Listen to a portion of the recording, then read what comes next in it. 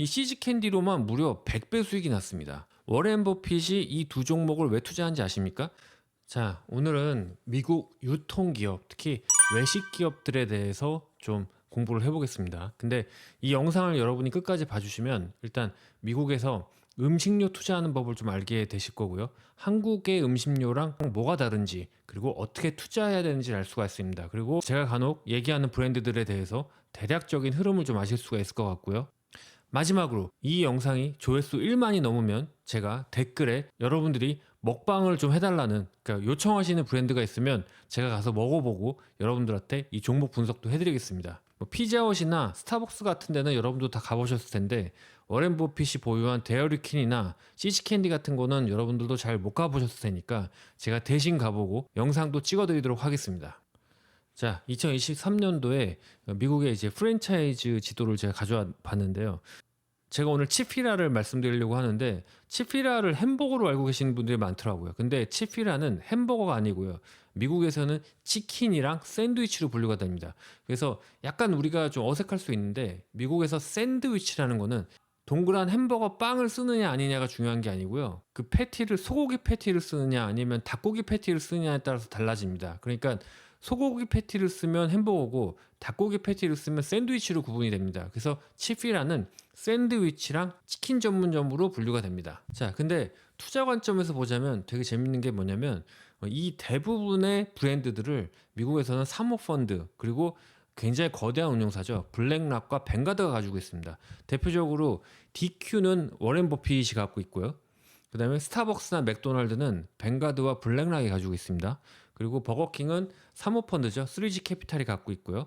치폴레는 뭐 제2의 워렌 버핏으로 유명한 빌 에크먼이 가지고 있습니다. 아니, 가지고 있다기보다는 일부 지분을 가지고 있는 정도라고 보시면 될 것 같고 경영에는 참가하지 않습니다. 그래서 미국의 외식 기업들 특징을 보면은 대부분 운용사나 벤처 캐피털이 가지고 있고요. 가족 기업이 운영하는 곳은 많지가 않습니다. 근데 제가 봤을 때는 더본코리아와 가장 비교가 되는 게 치피라인 것 같아요. 왜냐면 사모펀드가 운영하지가 않고 오랫동안 가족이 소유하면서 굉장히 자기만의 고유한 철학을 담는 회사이기 때문이에요. 근데 이 치피라가 미국에서 지금 굉장히 핫한 이유가 뭐냐면 이게 점포당 매출과 영업이익률이 1위입니다. 저는 오늘 약간 점주의 입장에서 어떤 기업에 투자해야 되나, 그리고 더본코리아가 앞으로 어떻게 나아가야 되는지를 좀 말씀드리도록 하겠습니다. 여기 보시면 미국의 프랜차이즈의 점포당 매출을 가져와 봤습니다. 내가 이 사업을 진짜 점주로서 했을 때 매출과 영업이익이 얼마나 날지를 좀 보여드리려고 했는데요. 딱 보시면 지금 1위가 치피라고요. 2위가 라이징 케인즈입니다. 근데 이 두 기업의 특징이 가족이 보유하고 있고 자기 나름대로 철학을 굉장히 강요해서 그냥 점포 쉽게 내주지도 않고 점포 폐점도 잘 안 하고 굉장히 공들여서 점포를 관리하는 브랜드라고 보시면 될 것 같습니다. 여기 보시면 이 정글 같은 미국 시장에서 이 가족 기업들이 어떻게 버티는지가 나와 있는데요. 가로축은 매장 수고요. 세로는 이 매장당 매출액인데요.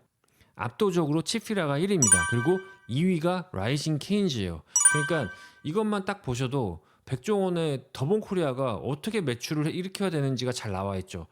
문어발식으로 확장하지 말고 하나하나 공들여서 출점을 해야 되는 거예요. 자, 치피라는 단순히 매장당 매출만 많지가 않고요. 매장 수가 정말 적지만 거기 매출은 스타벅스에 육박합니다. 치피라보다 총 매출이 많은 게 스타벅스랑 맥도날드밖에 되지가 않아요. 치피라와 굉장히 반대점에 있는 게 서브웨이인데 서브웨이는 매장 수는 정말 많은데 매장당 영업이익률이 별로 안 돼요. 그래서 처음에 미국 이민 오신 분들이 서브웨이를 한다 그러면은 저는 먼저 이렇게 물어봐요. 매장을 몇 개 하시려고 그러세요? 그러면은 몇 개예요? 하나 해야죠. 하나 해서 얼마 버시려고 하세요? 예. 미국에서 서브웨이는 그 한 개 내는 게 아니라 한 번 서브웨이를 내면 5개, 6개. 저는 고등학생이 18개 매장을 하는 걸 봤어요. 그게 왜 그러냐면 미국은 프랜차이즈를 낼 때 한 번이 어렵지 한 번 냈는데 잘하면은 2개, 3개, 4개, 5개까지 열게 해줘요. 저는 오늘 점주의 입장에서 이 브랜드 가치를 좀 보려고 그러는데요. 치피라 같은 경우에는 매장 평균 연매출이 무려 74억입니다. 매장 하나에서 74억이 매출이 나와요. 홍콩 반점 같은 경우에는 매장 평균 연매출이 한 6억 정도 하더라고요. 그러니까 10분의 1이 안 되는 거죠. 근데 이익률은 홍콩 반점이 더 높아요. 한 15% 정도 나오고요. 치피라는 이익률이 좀 작아요. 5에서 10% 정도밖에 안 됩니다. 근데 이 이익률이 작다는 거는 반대로 얘기하면 고객한테 혜택이 많은 거라고 볼 수 있어요. 그만큼 고객이 굉장히 충성도를 가지고 오랫동안 이 브랜드를 이용한다는 거죠. 그리고 홍콩 반점 같은 경우에는 한 1억 2천 정도가 자기 자본이 들어가는 것 같고요. 그리고 뭐 보증금이 한 1억에서 2억, 그래서 총 한 2, 3억 정도가 투자돼야 되는 것 같아요. 제가 대충 계산해 보면 한 연에 7, 8천 정도를 버시고, 그다음에 뭐 이자 비용이나 기회 비용 같은 거 생각하면은 한 1천에서 한 1,500 정도가 나가니까 한 6, 7천만 원 정도 버시는 것 같아요. 반면에 치피라 같은 경우에는 이 10,000불만 투자를 받고요. 나머지는 치피라 본사에서 다 대줍니다. 근데 전미 평균적으로 이 점주가 딱 10,000불 가지고, 그러니까 1,400만 원 가지고 만약에 치피라의 본사의 허가를 받아가지고 이 비즈니스를 시작하면 평균적으로 연에 2억 이상 벌고요. 본점은 뭐 토지랑 그 기타 비용을 다 대주고 한 1.7억 정도를 가져갑니다. 이 치피라 점주가 되려면 무지 까다로워요. 그 연간 미국에서 한 4만 명 정도가 신청을 하거든요. 근데 승인율이 굉장히 낮습니다. 승인될 확률이 0.25% 정도밖에 되지 않아요. 이거 지금 치피라 본사에 점주가 되려면 자격 요건을 가져온 건데요. 이 업계에서 5년 이상 열심히 일한 경력이 있고 그 경력을 바탕으로 내가 정말 풀타임으로 치피라 매장을 정말 최선을 다해서 운영할 사람을 뽑고요. 그렇게 0.25%의 확률을 뚫고 들어가면 내가 무자본으로 거의 1년에 2억 이상은 번다는 겁니다. 이거는 이제 백종원 선생님이 그 국회에 가가지고 대답했던 거를 제가 잠깐 가져와 봤는데, 저는 그 한국과 미국의 프랜차이즈를 비교하다가 이 기사가 조금 이해가 잘 안 가서, 백종원 선생님이 뭐라고 그랬냐면 너무 겁 없이 식당을 시작한다고 얘기를 했거든요. 근데 프랜차이즈는 겁 없이 할 수 있는 거 아닌가요? 내가 정말 프로페셔널하면 그냥 내 가게를 내지 뭐하러 프랜차이즈를 해요. 그럼 미국에서도 프랜차이즈는 경험이 없는 사람이 하는 거예요.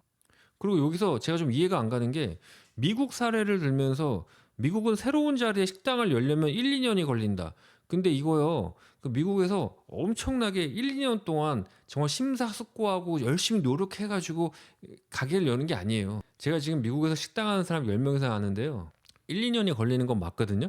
근데 워낙 공사, 인허가 이런 것들이 느려요. 그래서 1, 2년이 걸리는 거지, 백종원 선생님 얘기처럼 그 기간에 막 자기 실력을 갈고 닦는 시간이 아닙니다. 저는 그래서 이 발언을 좀 보고 좀 많이 이해가 안 가더라고요. 자, 여기 보시면 더본 코리아의 프랜차이즈 브랜드 폐점률입니다. 여기 보시면 고속우동이 40%고요. 성성식당이 35%. 쭉 밑으로 내려가면 역전우동이 3.5%거든요. 근데 맥도날드 폐업률, 최근 3년간 폐업률이 3.3%예요. 그래서 제가 미국 프랜차이즈와 한국 프랜차이즈 기업들을 좀 비교를 하다가 약간 제가 밸류에이션에 혼동을 겪었던 게 폐업률이라는 단어였어요. 그러니까 미국에서는 폐업률이라는 단어를 많이 쓰지 않아요. 왜? 왜냐면 폐업을 잘 안 하니까. 여러분 보세요. 미국의 외식업계 평균 폐업률이 11% 정도거든요.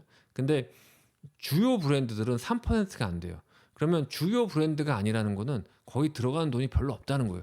들어가는 돈이 별로 없어도 웬만하면 90% 정도는 성공한다는 얘기거든요. 근데 지금 더본 코리아는 별로 들어가는 돈이 없지가 않잖아요. 치피라보다 훨씬 많이 들어가고 웬만한 주요 브랜드만큼 돈이 들어가거든요. 근데 폐업률이 지금 어떻게 이렇게 나올 수가 있는 거죠? 지금 이거는 점주들한테 인기 많은 핫한 프랜차이즈 리스트를 제가 좀 가져와 봤는데요. 여기 더치브로스가 1위네요. 제가 영상을 몇 번 찍었죠. 제2의 스타벅스가 될 가능성이 좀 있다고. 근데 더치브로스가 이니셜 인베스트먼트가 15만 불, 그러니까 우리나라 돈으로 한 2억 정도 하고요. 던킨이 뭐 한 1억 5천 정도. 맥도날드는 많이 들어갑니다. 맥도날드는 한 50만 불 정도는 들어가요. 그러니까 7억 정도 가지고 있어야 되죠. 맥도날드도 이 맥도날드를 하게 되면 총 비용은 한 2, 30억 정도 들어가는데 보통 한 50만 불, 한 7억 정도를 내가 가지고 있고 나머지는 은행 대출 받아서 그걸 이제 분할 납부하는 거죠. 근데 이 개념이 약간 틀린 게 뭐냐면, 더본 코리아는 보통 3년 정도 있다가 폐업을 하잖아요. 그러니까 이게 제가 밸류에이션에 이해가 안 갔던 게 뭐냐면, 더본 코리아 브랜드들이 보통 3년을 하고 폐업하는데 미국에서는 이렇게 프랜차이즈, 특히 유명 프랜차이즈는 폐업한다는 개념이 별로 없어요.